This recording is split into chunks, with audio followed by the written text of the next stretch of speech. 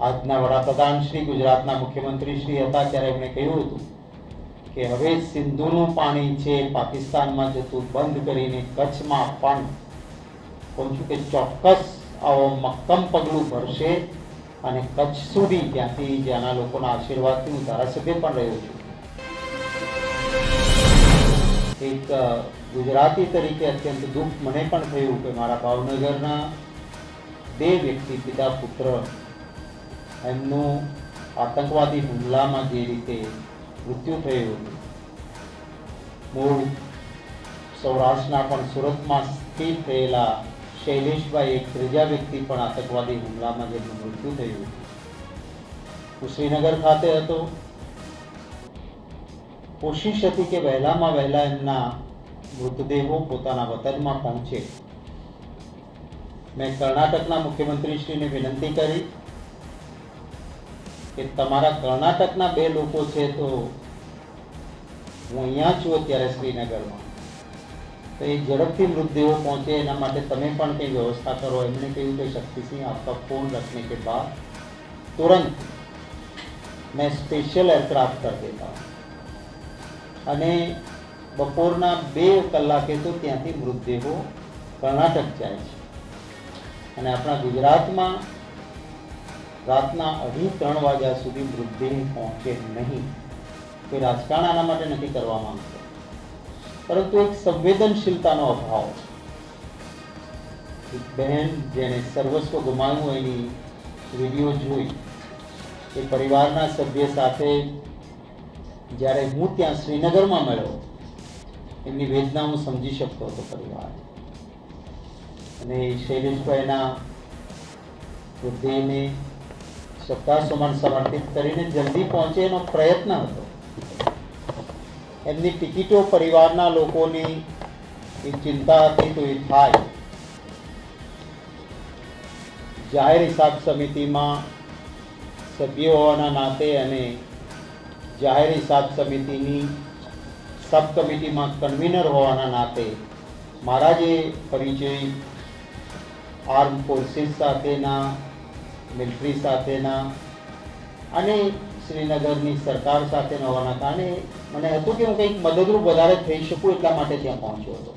કોઈ political mileage માટે નહીં, પરંતુ જે પરિસ્થિતિ ત્યાં જોઈ એનાથી દુઃખ થયું. હું આતંકવાદી હુમલાને સખત શબ્દોમાં વખોડું છું. આ બિલકુલ કાવર્ડનેસ, કાયરતા, માનવતામાં ક્યાંય જેને સ્થાન ન હોય એ પ્રકારનો આ કૃત્ય. અને આવા પ્રકારના કૃત્યની સામે કડકમાં કડક હાથે પગલાં લેવાય. જે લાલ આંખ કરવાની હોય એ સરકાર કરે. સમગ્ર વિરોધ પક્ષની સાથે ખભે ખભા મિલાવીને અમે રહીશું. કોઈ પણ પાછી પાણી નહીં થાય.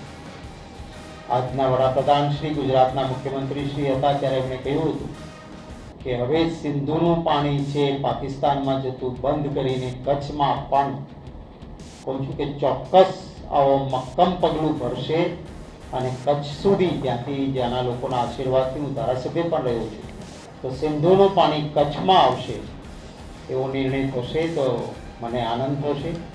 પ્રધાનમંત્રી શ્રી, મુખ્યમંત્રી શ્રી તરીકે જે નિવેદન કર્યું હતું એનો અમલ કરે એવી પણ અપેક્ષાઓ રાખું છું. મારી સંપૂર્ણ સંવેદનાઓ વ્યક્ત કરું છું. આ એક સોચી સમજી ચાલ પણ હોય એવું લાગે છે. કેટલાક લોકો એને અલગ રીતે લે. સીધી રીતે આપણા મહાન દેશને નુકસાન કોઈ કરી શકે એમ નથી. અને એટલે દેશને આંતરિક રીતે, આડકતરી રીતે તોડવાના પ્રયત્નો જે થઈ રહ્યા છે એના સામે સમગ્ર દેશ એક છે. कांग्रेस पार्टी हमेशा दल के ऊपर देश का हित, वोट बैंक पॉलिटिक्स माटे नहीं परंतु राष्ट्रनी सुरक्षा, राष्ट्रना माटे समर्पणना भावनाथी कांग्रेस पार्टी हमेशा आतंकवादना नामे क्यारेय राजकारण कर्युं नथी. संपूर्णपणे सरकारनी પડખે છે, परंतु सरकार ए आर्म फोर्सेस में જે જગ્યાઓ એક વિડીયો હમણાં જ હું મનીષભાઈને કહીશ આપ સૌને આપશે. જનરલ બક્ષી એમણે જે રીતે વાત કરી છે કે આ થવા પાછળ જે મિલિટરીમાં સંખ્યાનો જે રીતે ઘટાડો કરી દેવામાં આવ્યો છે ને જે જોખમ ઊભું થયું છે, હું રાજકીય એક વાત નથી કરવા માંગતો, પણ જનરલ બક્ષી ખૂબ સિનિયર પોસ્ટ પરના એક અધિકારીની વાતને ગંભીરતાથી સરકાર લે, એ જ રીતે દેશવાસીઓને અંદરો અંદર તોડીને મતોના રાજકારણના બદલે તે દુશ્મનો ઈચ્છે છે કે ભારતને આમ નહીં તોડી શકાય, પણ ભારતીયોને અંદર લડાવો તો ભારત નબળું પડે, આવી મેલી મંછાને દુશ્મનો ઈચ્છે છે એનો હાથો કોઈ ન બને, વોટ બેંક પોલિટિક્સ માટે કોઈ પોલિટિકલ પાર્ટી આ ધંધો ના કરે એવી પણ અપેક્ષા રાખું છું.